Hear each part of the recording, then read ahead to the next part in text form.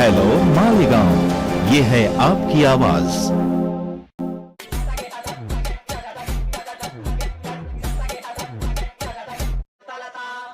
मालेगाव महानगरपालिकेच्या वतीने माननीय जिल्हाधिकारी महोदय श्रीमान जलद शर्मा साहेब यांच्याकडे 18 जून 2025 रोजी झालेल्या बैठकीत जे आश्वासन देण्यात आलं होतं की मोसम नदीत केमिकलयुक्त रक्तमिश्रित पाणी किंवा दूषित पाणी येणार नाही, यासाठी STP प्लॅन आम्ही कार्यान्वित करू आणि तो 1 महिन्याच्या आत सुरू करून मोसम नदी प्रदूषणमुक्त करू, असं जे आश्वासन दिलं होतं त्या आश्वासनाची वर्षभरात पूर्तता करू न शकणारे मालेगाव महानगरपालिकेचे शहर अभियंता तसेच स्वच्छता उपायुक्त, सहाय्यक आयुक्त यांच्यावर जबाबदारी निश्चित करावी अशी मागणी आता या चर्चेद्वारे केली गेली आहे। सन्माननीय अपर जिल्हाधिकारी महोदय यांनी यावर आश्वासन दिलं आहे की आम्ही त्यांना तात्काळ निलंबित करतो।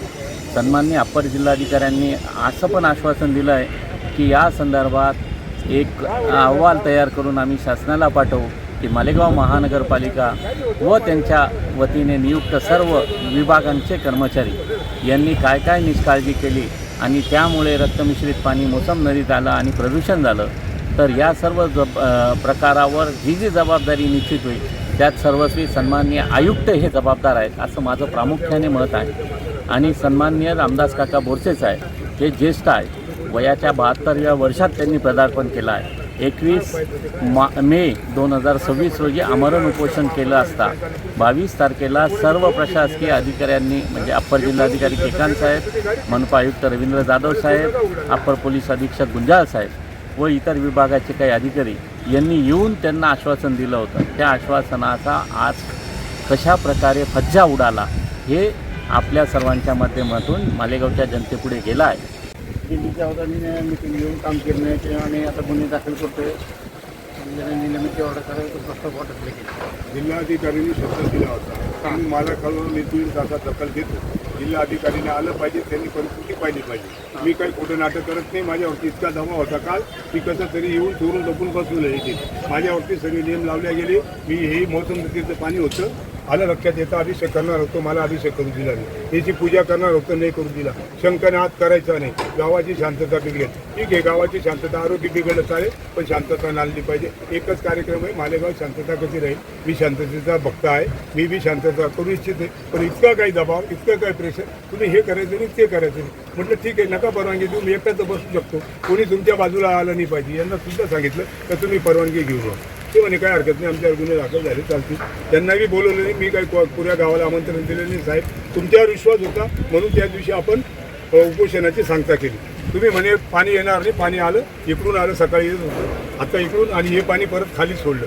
हे 6 पाईप टाकले इथून इथपर्यंत, आपलं 20 पाईप टाकले, एक पाईप 30,000चा आहे। किती गेले? 60 लाख रुपये गेले, ते बी कॉलर लिकेज। रात्री मला सहानुभूती होती, मी सांगतो सत्य परिस्थिती मी पाहिली, तो पाईप लिकेज होता, फोटो काढून टाकला, त्यांना सुद्धा फोटो टाकला, दाखवा तो फोटो लिकेज पाईप।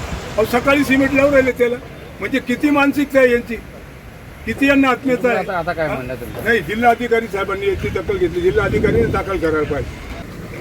तुम्ही सांगितलं करा, स्वच्छता उपायुक्त तात्काळ निलंबित करा आणि ज्यांच्यावर ही जबाबदारी होती, ॲक्च्युली STP प्लॅन्ट आपण चालू करण्यासंदर्भात किती वेळा बोललो, कलेक्टर साहेबांकडे बोललो, इकडे बोललो, यांच्याशी चर्चा केली। तुम्ही जर त्यांना पाठीशी घालत असाल तर हे दिवसेंदिवस हे वाढतच जाईल। जबाबदारी निश्चित करा, विषय संपवा। तुम्ही बोलले होते रक्ताचा थेंब येणार नाही, रक्ताचा महापूर आला पाहिजे का? साहेब तुम्ही प्रॉमिस केलं शब्द होतं, माझ्याशी बोला, तुमचा शब्द एक थेंब येणार नाही, इकडून रक्त कसं आलं? हो, हे लिकेज पाईप बसवले, कॉलर लिकेज पाईप आहे, 20-30,000 रुपयाचा एक पाईप आहे, जनतेचा पैसा आहे हा, जनतेचा पैसा आहे हा। आयुक्त साहेब हे त्यांच्या अधिकाऱ्यांना वाचवण्यासाठी एकदम efficient आहेत। किती वर्षापासून चालू आहे, आज थोडं आहे।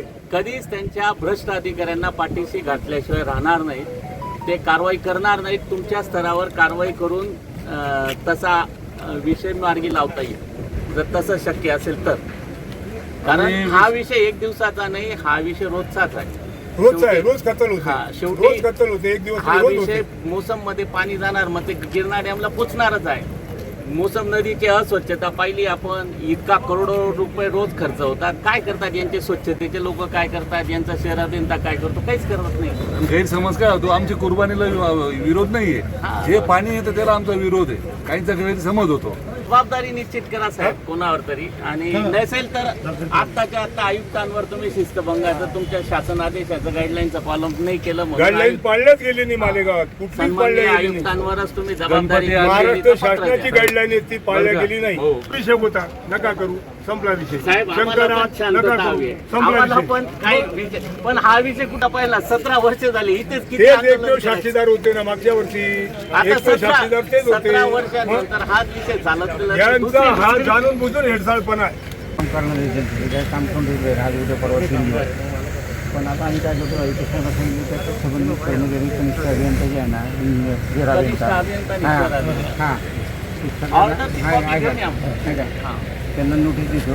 नोटीसवर नाही होणार. आणि अहो साहेब इतक्या दिवस मग आयुक्त काय करत होते? आयुक्त त्यांना पाठीशी दोन घालतात. मिनिट आहे का, निलंबित करायला मला नोटीस द्यावं लागेल. नाही नाही काहीच गरज नाही. कायदा सुव्यवस्थेचा प्रश्न आहे. अहो, तात्काळ सर्व अधिकार जिल्हाधिकारी नाही, कोणालाच अधिकारी नाही. या विषयावरती जिल्हाधिकाऱ्यांनी आपला शब्द दिला आहे.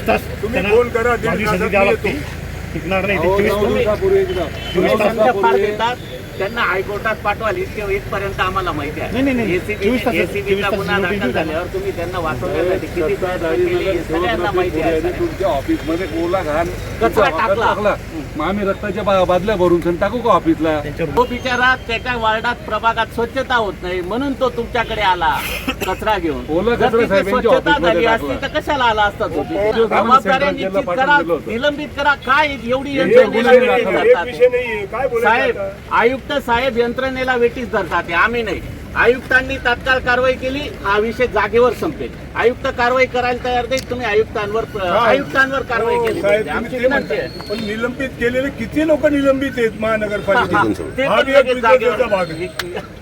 निलंबित केलेले लोक परत रुजू होऊन जातात. हा. काय चमत्कार आहे. हा?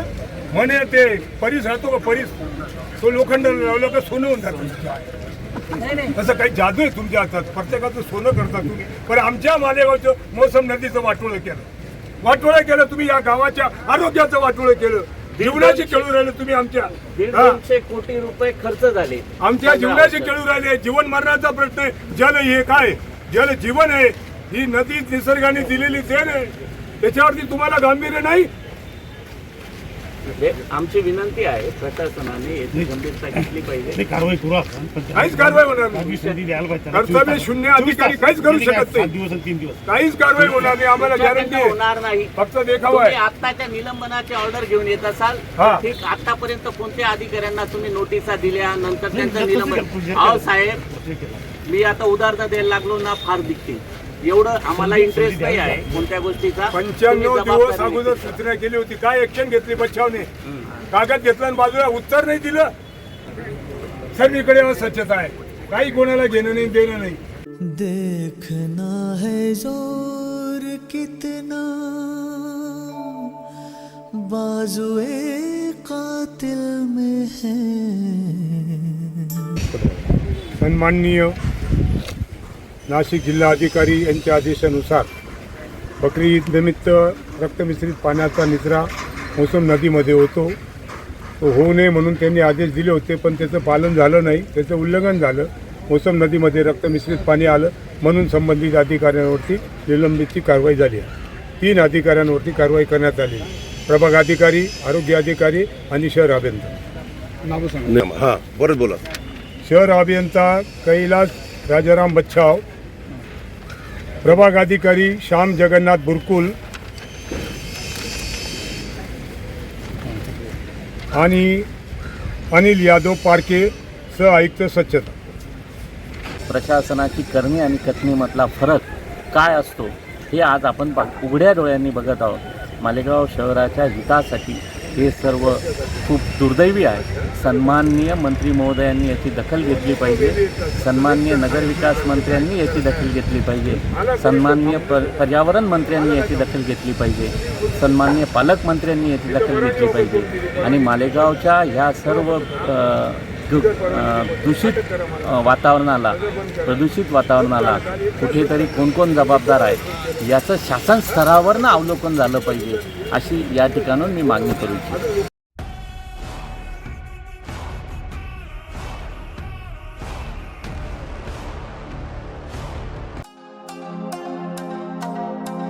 हेलो मालेगांव, ये है आपकी आवाज.